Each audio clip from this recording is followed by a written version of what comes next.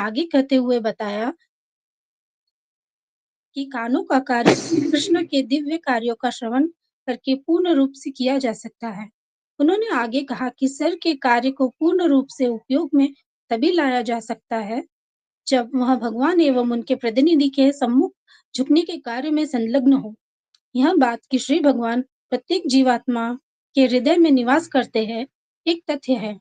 अतएव अत्यंत उन्नत भक्त यह सोचते हुए शरीर श्री भगवान का मंदिर है, प्रत्येक जीवात्मा का आदर करता है, परंतु प्रत्येक पुरुष का जीवन ही उस स्थिति में तत्काल ही आना संभव नहीं है, क्योंकि वह स्थिति प्रथम श्रेणी के भक्त के लिए है। द्वितीय श्रेणी का भक्त वैष्णवों अर्थात भगवान के भक्तों को श्री कृष्ण का प्रतिनिधि समझ सकता है तथा नव दीक्षित अर्थात तृतीय श्रेणी का भक्त मंदिर में श्री विग्रह के सम्मुख तथा श्री भगवान की प्रत्यक्ष अभिव्यक्ति अपने गुरु महाराज के सम्मुख झुककर प्रणाम अर्पित कर सकता है। नवदीक्षित स्थिति में, मध्यवर्ती स्थिति में अथवा पूर्ण रूप से विकसित स्थिति में व्यक्ति अपने सिर का कार्य भगवान अथवा उनके प्रतिनिधि के सम्मुख झुककर पूर्ण कर सकता है। इसी प्रकार वह अपने नेत्रों का कार्य श्री भगवान एवं उनके प्रतिनिधि को देखकर पूर्ण कर सकता है। इस विधि से प्रत्येक व्यक्ति अपने शरीर के विभिन्न अंगों के कार्यों का उत्थान उनको श्री भगवान अथवा उनके प्रतिनिधि की सेवा में संलग्न करके कर सकता है। हरे कृष्णा माता जी, बहुत बहुत धन्यवाद माता जी फॉर द रीडिंग। हरे कृष्णा, दंडवत प्रणाम। तो हम लोग अपने अगले कार्यक्रम में आगे बढ़ते हैं जो हमारा भगवद गीता क्लास है। और आप जैसे को पता है कि अभी हम लोग गीता जयंती के स्पेशल ये वर्कशॉप पर हम लोग मोस्ट इम्पोर्टेंट श्लोक पे चर्चा कर रहे हैं। तो आज हम लोग का जो श्लोक है वो अध्याय 18 और श्लोक नंबर 61 पे हम लोग चर्चा करेंगे। और आज हमें अपना संप्रदान करने आ रहे हैं अमित कुमार प्रभु जी। तो अमित कुमार प्रभु जी को तो आप लोग वैसे सभी कोई जानते हैं, सबके भी उनके बारे में थोड़ा सा शॉर्ट पे इंट्रोडक्शन देना चाहते हैं। प्रभु जी बेसिकली मधुबनी बिहार से प्रभु जी अपना एमटेक IIT दिल्ली से कंप्लीट किए हुए हैं। और प्रभु जी अभी फिलहाल असिस्टेंट प्रोफेसर के तौर पर कार्य कर रहे हैं। प्रभु जी लगभग 1.5-2 साल से सिंगल हैंडेडली मॉर्निंग सेवा प्रोग्राम करते हैं। और प्रभु जी काफी एक्सपर्ट है बुक्स डिस्ट्रीब्यूशन में। तो प्रभु जी हम लोग के साथ में जुड़ चुके हैं। तो हम प्रभु जी का वेलकम करेंगे बाय चैंटिंग हरे कृष्णा महामंत्र से। हरे कृष्णा कृष्ण कृष्णा हरे हरे, हरे राम राम राम राम राम हरे हरे। हरे कृष्ण। प्रभु जी दंडवत प्रणाम। और आप सभी भक्तों से निवेदन है कि अगर पॉसिबल हो तो आप अपना वीडियो भी ऑन कर सकते हैं ताकि सेशन अच्छा लगे। हरे कृष्ण। हरे कृष्ण। हरे कृष्णा। नाम से भक्त चरणों में। तो मेरी आवाज आ रही सही से? जी प्रभु जी आ रहे हैं। हरे कृष्णा। हम 2 मिनट कीर्तन करेंगे। जय राधा माधवा जय कुंज बिहारी, जय राधा माधवा जय कुंज बिहारी, जय गोपीजन वल्लभा जय गिरिवरधारी, जय गोपीजन वल्लभा जय गिरिवरधारी।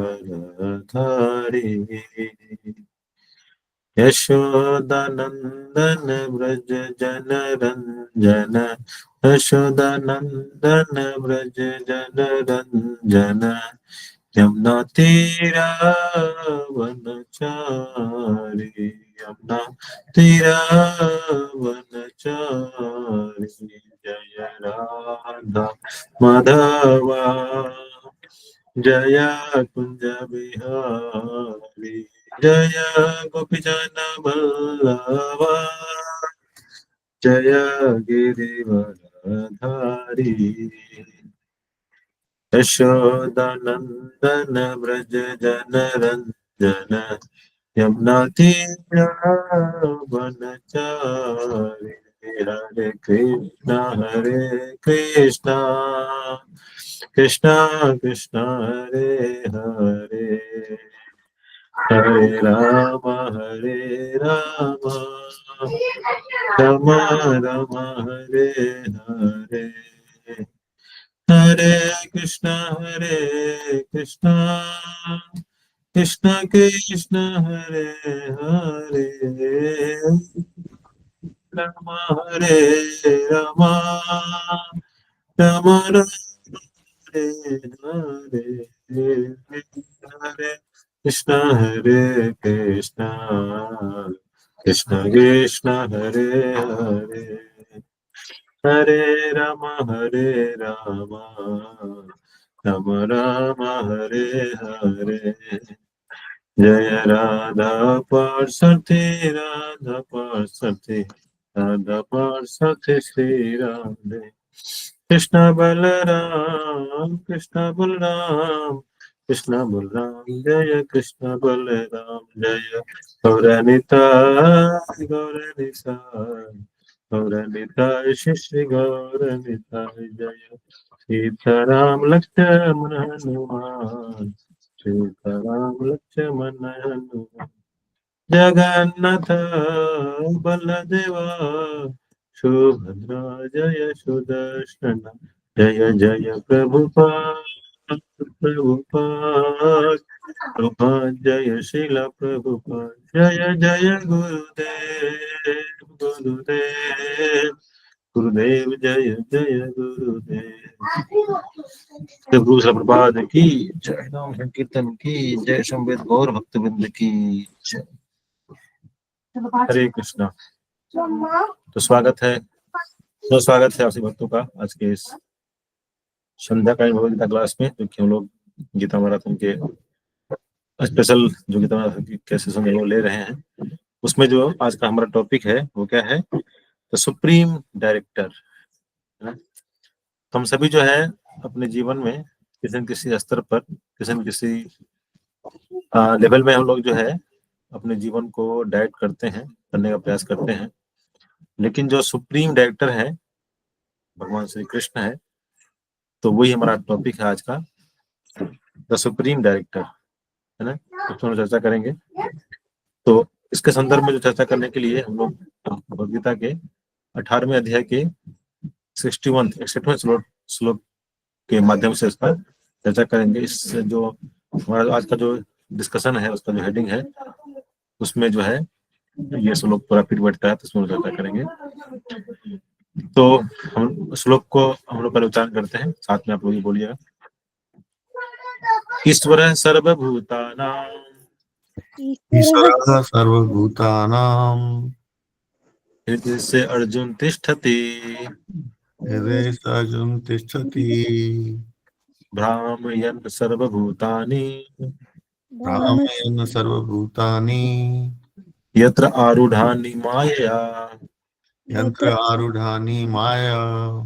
ईश्वरः सर्वभूतानां ईश्वरः सर्वभूतानां हृदय से अर्जुन तिष्ठति, हृदये अर्जुन तिष्ठति, भ्रामयन् सर्वभूतानि भ्रामयन् सर्वभूतानि, यत्र आरूढानि मायया, यन्त्र आरूढानि माया।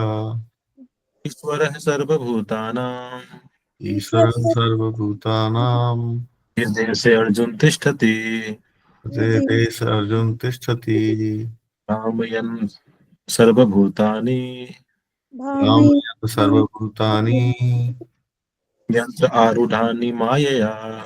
यंत्र आरूढ़ानि माया।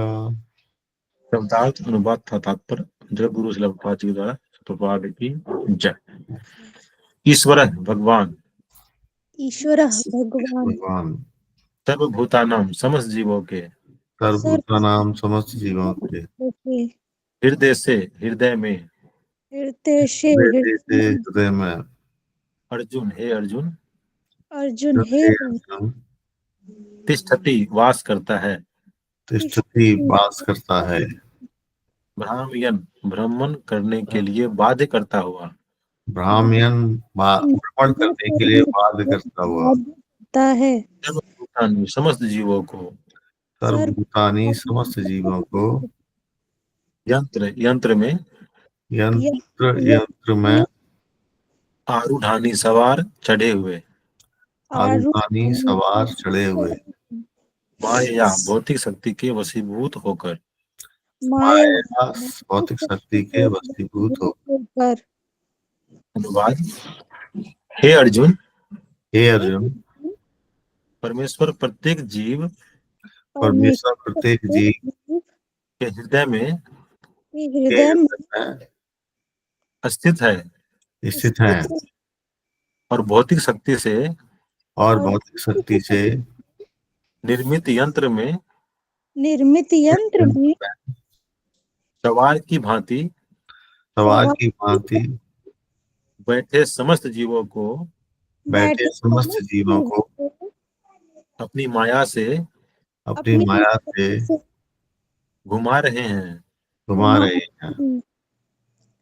तो क्या कर रहे हैं भगवान इस श्लोक के माध्यम से, हे अर्जुन, परमेश्वर प्रत्येक जीव के हृदय में स्थित है और भौतिक शक्ति से निर्मित यंत्र में सवार की भांति बैठे समस्त जीवों को अपनी माया से घुमा रहे हैं। तो ये जो हमारा भौतिक शक्ति से निर्मित जो यंत्र है, वो यंत्र क्या है? हमारा शरीर है। और हम शरीर, इस शरीर में हम बैठे हुए हैं। हम क्या है? आत्मा है। हम इस शरीर में बैठे हुए हैं। तो वही भगवान कह रहे हैं कि प्रत्येक जीव के हृदय में स्थित है परमेश्वर, और भौतिक शक्ति से निर्मित, भौतिक शक्ति माया के द्वारा जो निर्मित ये शरीर है, जो ये शरीर हमारा मिला हुआ है, उसमें वो शरीर से निर्मित यंत्र में, ये शरीर जो है उसको यंत्र है, यंत्र के समान है, एक डिवाइस के समान है।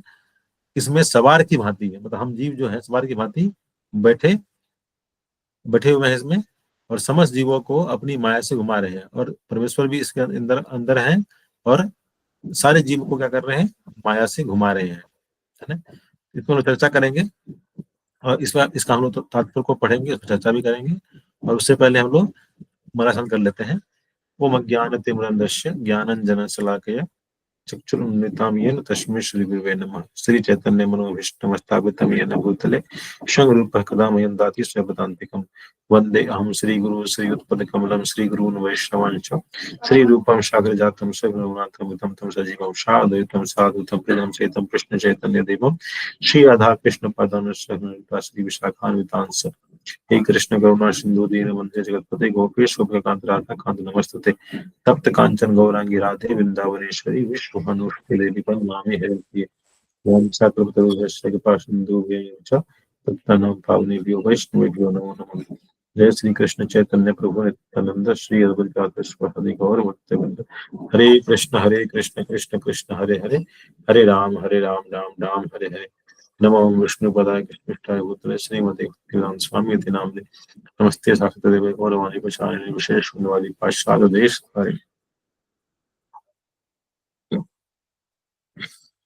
हरे कृष्णा। तो भगवान कह रहे हैं अर्जुन को कि हे अर्जुन, परमेश्वर प्रत्येक जीव के हृदय में स्थित है और भौतिक शक्ति से निर्मित यंत्र में सवार की भांति बैठे समस्त जीवों को अपनी माया से घुमा रहे हैं। सवार की भांति बैठे समस्त जीवों को, हम सभी जीव जो हैं वो सवारी कर रहे हैं। सवार के भांति हम बैठे हुए हैं। कहाँ बैठे हुए हैं?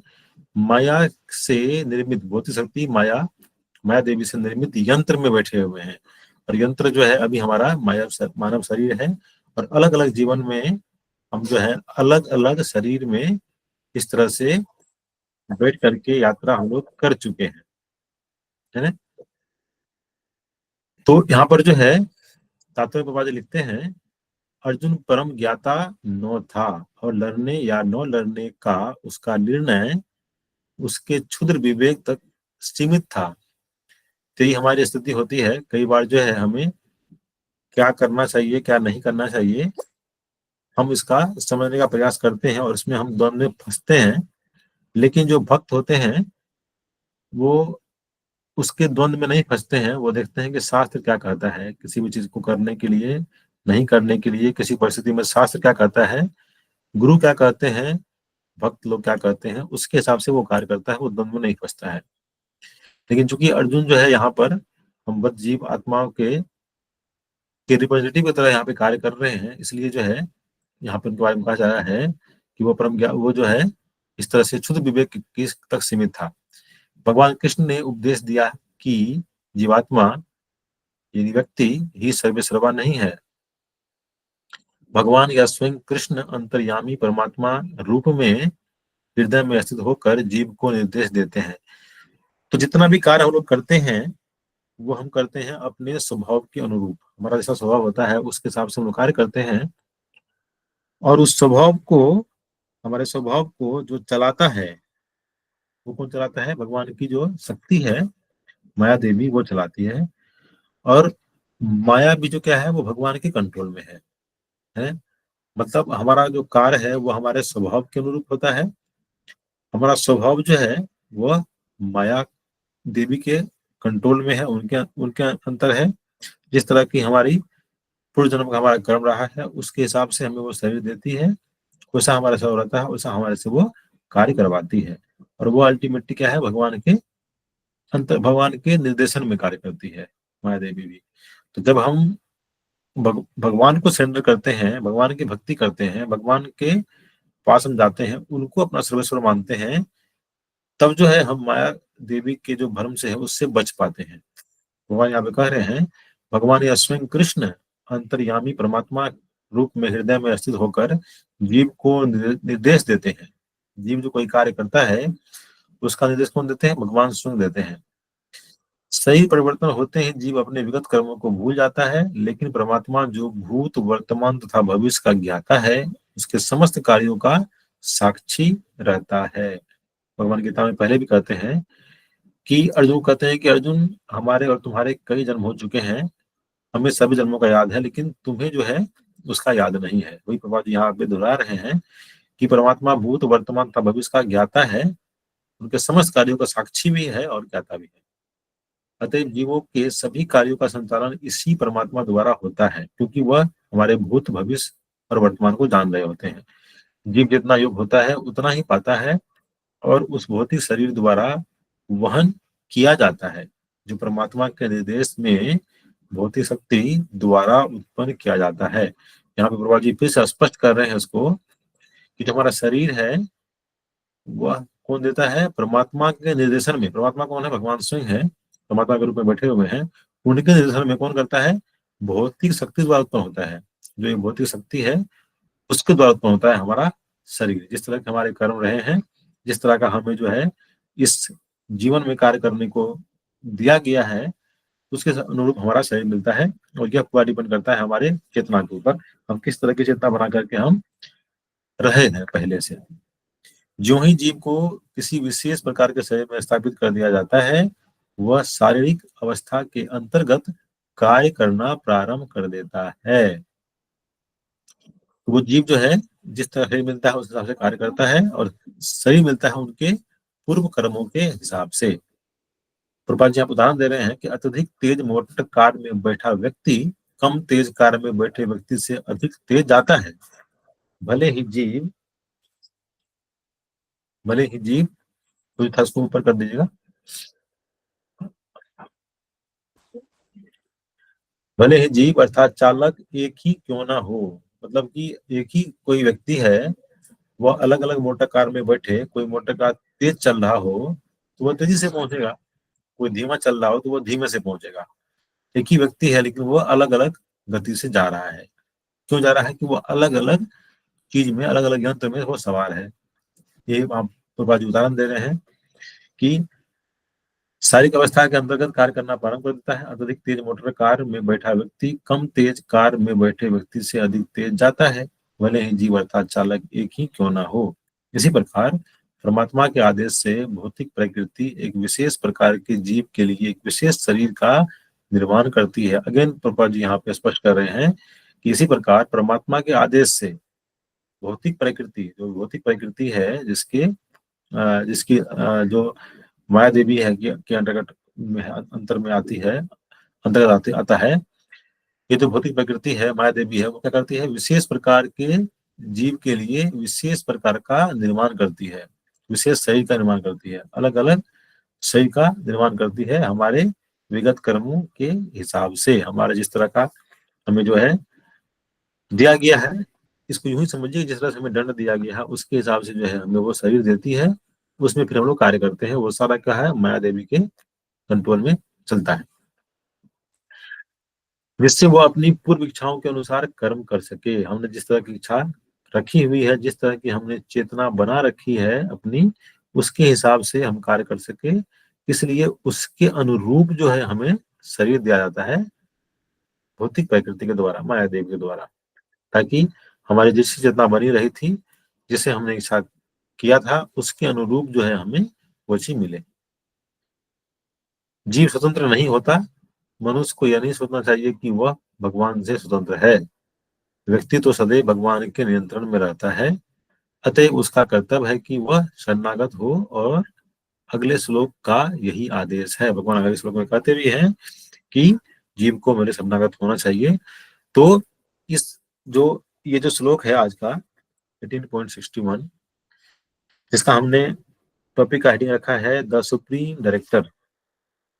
तो जो सुप्रीम डायरेक्टर भगवान है, क्यों है? क्योंकि हम, ऐसा तो लगता है कि हम सारा कार्य जो है कर रहे हैं, हम खुद से जो है, मान लीजिए जॉब कर रहे हैं, कोई बिजनेस कर रहे हैं, या कोई फार्मर है तो वो किसान कर रहे हैं, ऐसा लगता है। हम अलग अलग कार्य को करते रहते हैं। तो हम जो भी कार्य कर रहे हैं वो कार्य कर रहे हैं अपने स्वभाव के अनुरूप। और वो स्वभाव जो है वो क्या है? वो माया देवी के अंतर्गत आता है, उसके कंट्रोल में आता है। क्योंकि उसके अनुरूप जो है हमें उन्होंने शरीर दिया है। जैसे कि 84 लाख योनि है, 84 लाख प्रकार के अलग अलग जो शरीर है। तो वो शरीर हमें कैसे मिलता है? हमें अपने पूर्व जन्म के कार्यों के हिसाब से, हमारा जो कर्म रहा है, हमने अपना जो स्वभाव, अपनी चेतना जिस तरह की बना रखी है, उसके हिसाब से हमें भौतिक प्रकृति जो भगवान के अंतर्गत है, भगवान के निर्देशन में कार्य करती है माया देवी, वो हमें देती है शरीर, और उसके अनुरूप हम कार्य करते हैं। तो हम जिसके अनुरूप कार्य करते हैं, माया देवी के अनुरूप जो हम कार्य करते हैं, उनके कंट्रोल में है हमारा शरीर, बुद्ध शरीर। और माया देवी के कंट्रोल में है, वो कार्य करती है भगवान के अध्यक्षता में। तो अल्टीमेट कंट्रोलर कौन है यहाँ पर? जो सुप्रीम डायरेक्टर है वो कौन है?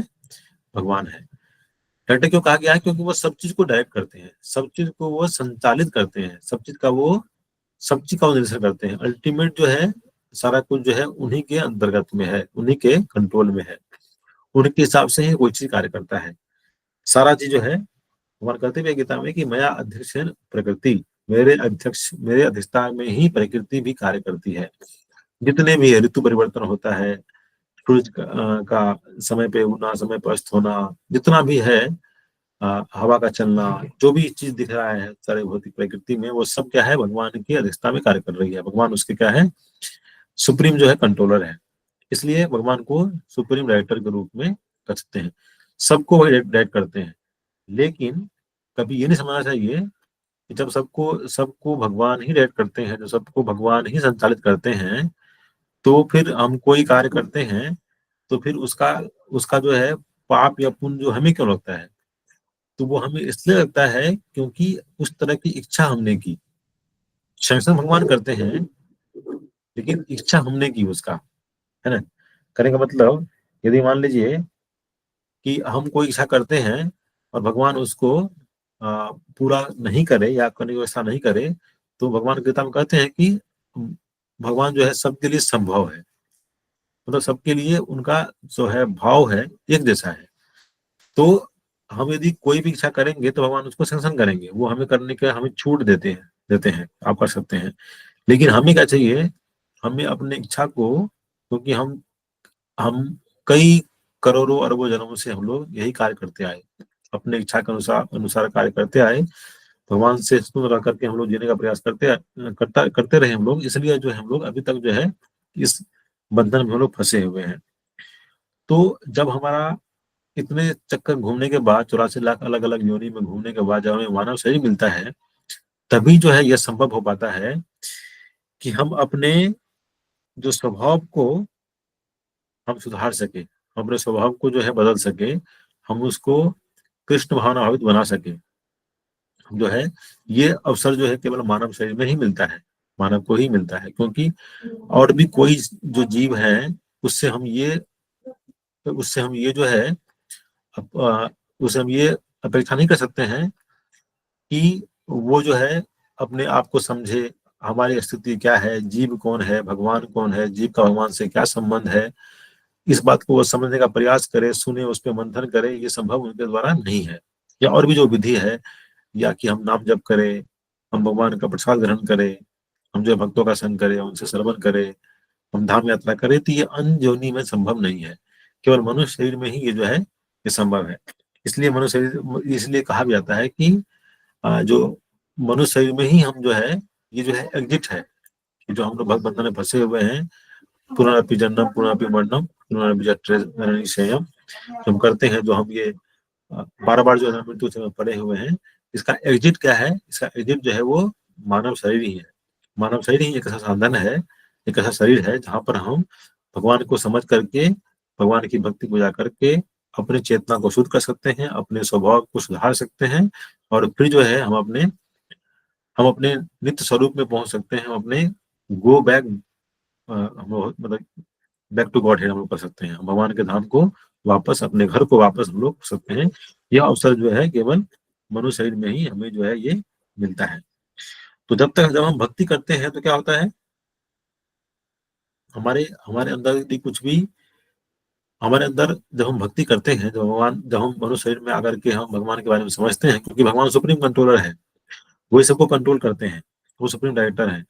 जब भक्ति करते हैं तो क्या होता है कि हमें इतना समझ तो आता है कि हमारे अंदर यदि कुछ भी जो बुरी इच्छा है ये आती है, तो कम से कम उस इच्छा की पूर्ति ना होने दें। जैसे कि हम जब भक्ति में नहीं आते हैं तो हमें कई बार कोई चीज पता नहीं होता था, कि हम सब का ये अनुभव हो सकता है, कि पर्सनली मेरा तो अनुभव है कि जब हम भक्ति में नहीं आए थे तो हम कोई कार्य करते थे, तो वो बहुत लोग को पता नहीं होता है कि वो सही है कि गलत है शास्त्र के अनुरूप। जैसे कि मान लीजिए कोई बच्चा है, वो ऐसे फैमिली में जन्म लिया, जैसे कि जिसके यहाँ बचपन से ही सब लोग चाय पीते हैं, तो वो देखेंगे कि पापा मम्मी दादा दादी जितने भी घर के मेंबर हैं सब चाय पी रहे हैं, तो वो भी बड़ा होकर के या वो भी चाय पीना शुरू कर देगा, तो उसको उसमें कुछ गलत नजर नहीं आएगा कि ये जो है चाय पीना गलत है।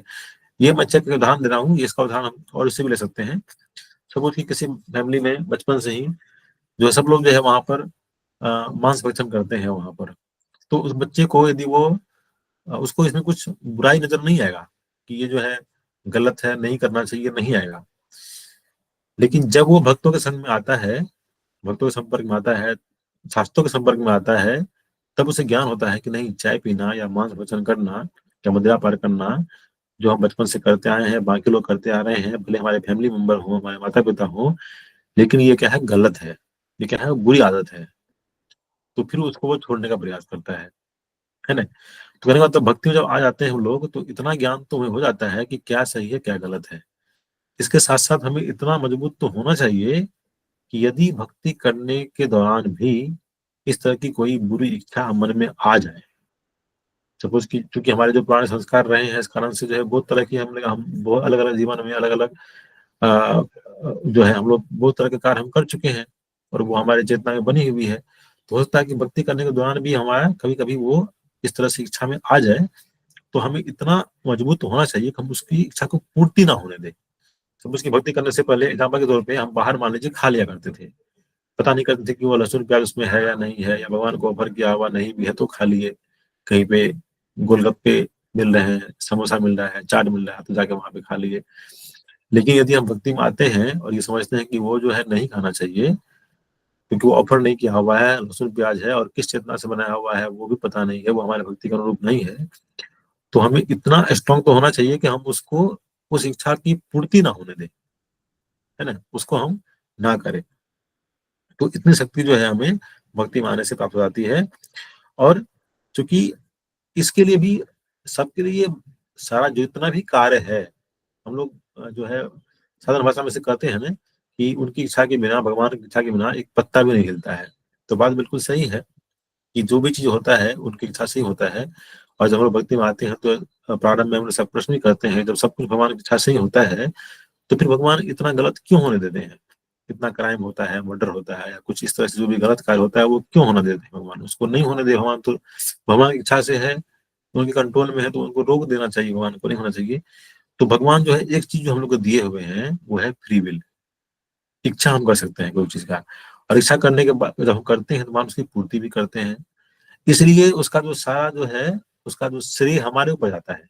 हम क्या कर रहे हैं, क्या नहीं कर रहे हैं, सही कर रहे हैं, गलत कर रहे हैं, भगवान सैंक्शन करने वाले हैं, देने वाले हैं। जो चीज आप इच्छा करेंगे भगवान आपको देंगे, भले वो गलत इच्छा भी करेंगे तो वो देंगे आपको, क्योंकि हम जो है एक एक हठी बच्चे के समान है ना। जैसे एक बच्चा हट करता है तो क्या होता है कि माता पिता को पता भी है कि वो चीज उसके लिए सही नहीं है, लेकिन बच्चा बार बार हट कर रहा है, जिद कर रहा है, वो थोड़े समय के लिए उसको दे देते हैं।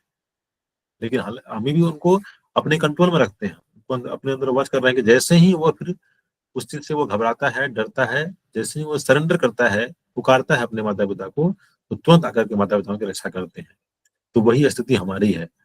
हम इस तरह से जब स्वयं का नियंत्रण, स्वयं का कार्य करने के लिए अपने आप को कंट्रोलर, अपने आप को भोग करने के हिसाब से कि मैं क्यों नहीं जो है मालिक बनूंगा, इस तरह से हम इच्छा करके जब हम जो है इस तरह से हम आ जाते हैं भौतिक जीवन, भौतिक में हम जीवन में फंस जाते हैं।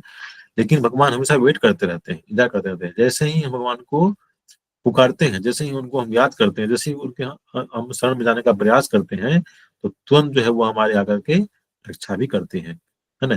तो हम ये कभी नहीं कर सकते हैं, क्योंकि भगवान जो है सुप्रीम कंट्रोलर है, सुप्रीम डायरेक्टर है, तो फिर वो ऐसा चीज क्यों होने दे रहे हैं।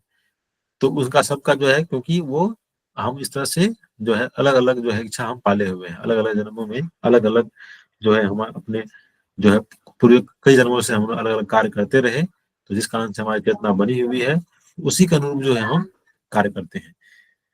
तो जो कुछ भी है, हम जो कार्य करते हैं वो कार्य करते हैं अपने स्वभाव के अनुरूप। और ये जो स्वभाव हमारा है, वो जो भौतिक प्रकृति है और माया देवी है, उसके कंट्रोल में है। जैसे कि प्रभुपाद जी कई बार उदाहरण देते हैं, जैसे कि कठपुतली होती है ना।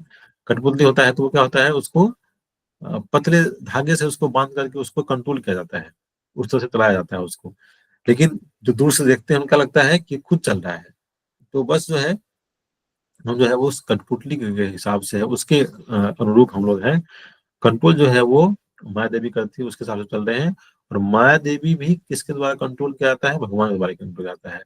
इसलिए हमें चाहिए कि हम बीच के जो ये माया देवी है उसके कंट्रोल में ना रह करके हम जो है भगवान के कंट्रोल में जाएं, सीधा हम उनके संपर्क में जाएं, उनकी भक्ति उनकी पूजा करें। तो जब हम उनको याद करेंगे, उनके कंट्रोल में रहेंगे, तो फिर जो है हमें माया की जो शक्ति, भगवान की जो शक्ति माया है, वो हमें प्रभाव नहीं करेगी। भगवान उसका दे देंगे कि अब ये जो है जीव मेरे संपर्क में आ गया है, मेरे सानिध्य में आ गया है, मेरे जो है अनुरूप ये कार्य करना चाह रहा है, तो अब जो है तुम इसको छोड़ दो, इस तरह से। तो हमें प्रयास करना चाहिए कि हम भक्तों का संग करके, हम शास्त्रों का अध्ययन करके, हम अपने गुरु के समर्पित होकर के हम जो है भगवान के सरेंडर हो जाए, ताकि हम जो है, हम जो बार बार ये जो बार बार जो हम ये कष्ट पा रहे हैं हर जन्म में, जन्म मृत्यु जरा व्याधि का, उससे हम बच पाए।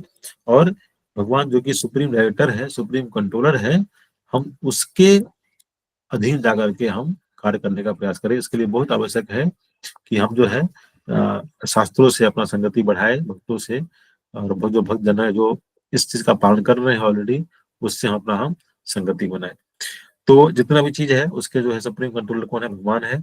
इसलिए हम भगवान को सुप्रीम डायरेक्टर के रूप में हम लोग स्वीकार करते हैं। तो एक मैं विराम देना चाहूंगा। आप में से किसी भक्त का कोई कमेंट है, कोई अनुमोदन है या कोई प्रश्न है जिसका उत्तर मैं दे पाऊँ, तो आप यहाँ पे रह सकते हैं। हरे कृष्ण। बहुत बहुत धन्यवाद प्रभु जी, आपने काफी अच्छे तरीके से आपने बताया कंट्रोलर कौन है और हम लोग अपना किस तरह मतलब अपने सेंस को कंट्रोल कर सकते हैं और भगवान को ऊपर कंट्रोल कर सकते हैं।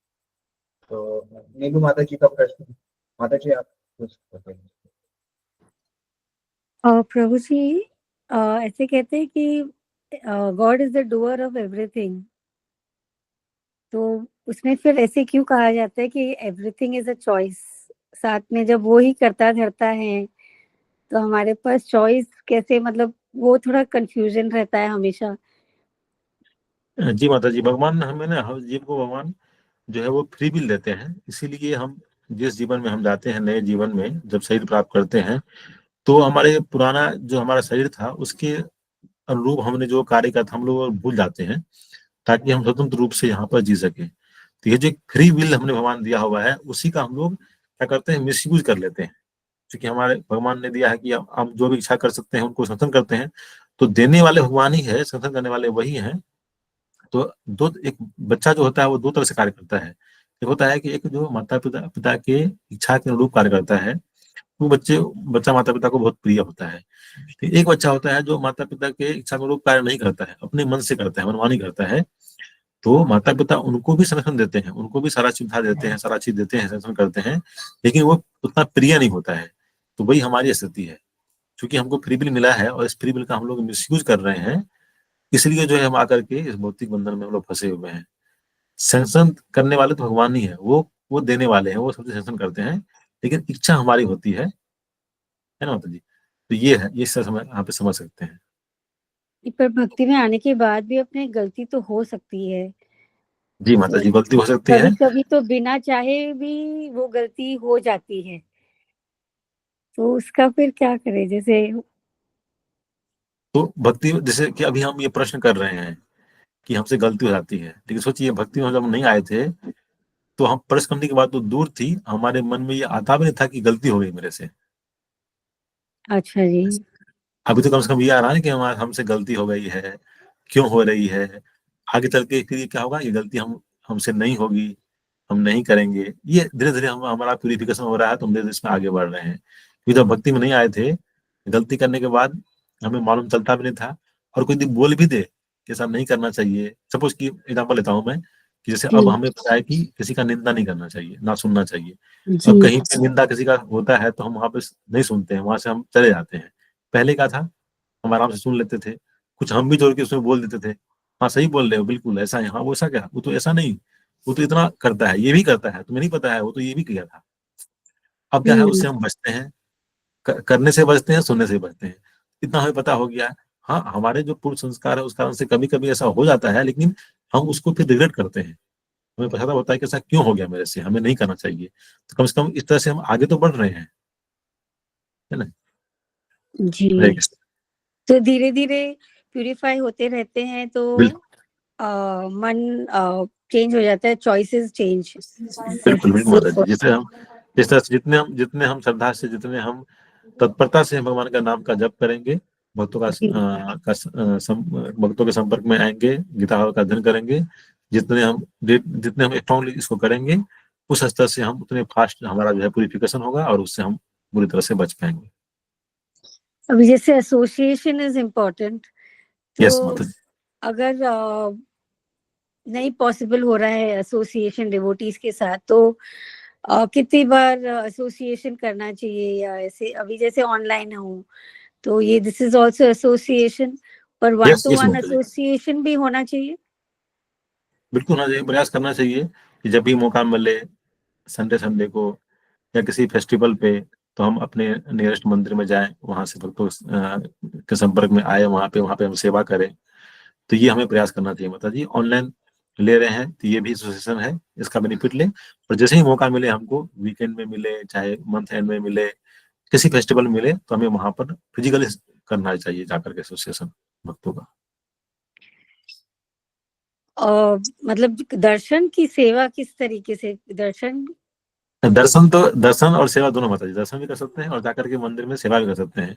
बहुत सारी सेवा होती है मंदिर में, कि जाकर के हम वहां पर सपोज की कीर्तन कर सकते हैं, वहां पे किचन में कुछ सेवा है तो वहां कर सकते हैं, सफाई की सेवा है तो वो कर सकते हैं, भगवान का माला बना सकते हैं, बहुत सारी सेवा होती है। तो वहां जाकर के दोनों करना चाहिए, दर्शन भी करना चाहिए और सेवा भी करना चाहिए। जी प्रभु जी, thank you so much. Hari बोल। हरे कृष्ण। हरे कृष्ण। प्रभु जी, चैट बॉक्स में एक प्रश्न है किरण माता जी, और किरण माता जी पूछ रहे हैं, प्रभु जी क्रोध पे कैसे संयम बनाए? तो अर्जुन जो है वो क्रोध जो है हमारा मन कंट्रोल में नहीं होता है, इसलिए जाता है।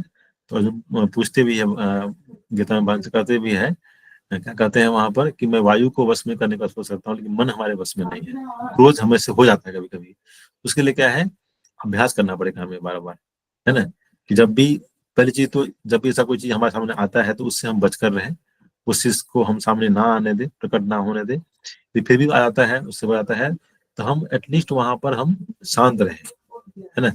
कई बार जो हम लोग जनरल प्रिकॉशन लेते हैं कि सपोज कि किसी चीज में ग्रो आता है तो वहां पर हम कुछ समय शांत रहे, उस पर रिएक्ट ना करें, और ये समझे कि कोई चीज हमारे अनुरूप नहीं हो रहा है तो वो हमारे ही कर्मों के अनुसार जो है हमें वो चीज दिया गया है ना। सपोज कि एग्जाम्पल के तौर पे कि सपोज कि मेरा छोटा भाई है, वो जो है वो ऐसा कार्य करता है जिससे मुझे गुस्सा आता है, तो हमें ये समझना चाहिए कि हमारे पूर्वजों के कर्म इस तरह से रहे हैं जिस कारण से जो है हमें ये चीज देखने के लिए मिल रहा है। तो हमें अपने कर्म का फल समझ करके उसको टॉलरेट करना चाहिए। भगवान इससे बहुत प्रसन्न होते हैं जब हम भक्तों के बीच में आपस में हम किसी दूसरे कुछ यदि हमारे साथ होता है उसको हम टॉलरेट कर लेते हैं, सह लेते हैं, तो इससे जो है भगवान बहुत प्रसन्न होते हैं।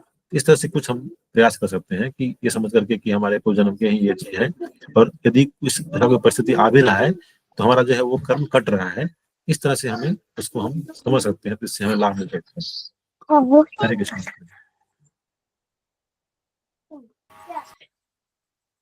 हरे और किन्हीं भक्तों का अगर कोई प्रश्न है तो पूछ सकते हो, हमारे पास आ सकता है कि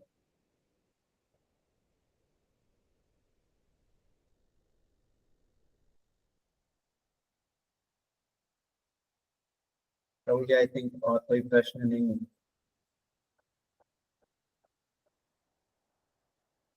तो हम लोग प्रभु जी का धन्यवाद करेंगे और सरस्वती को उनकी विधान करेंगे।